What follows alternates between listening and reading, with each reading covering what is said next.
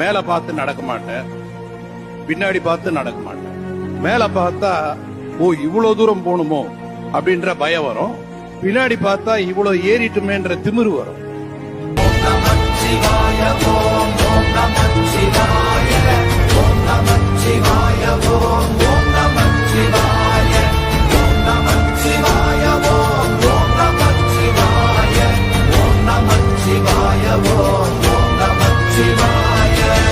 அஞ்செழுத்திலே பிறந்து அஞ்செழுத்திலே வளர்ந்து அஞ்செழுத்தை ஓதுகின்ற பஞ்சபூத பாவிகாள் அஞ்செழுத்தில் ஓரெழுத்து அறிந்து கூற வல்லிரே.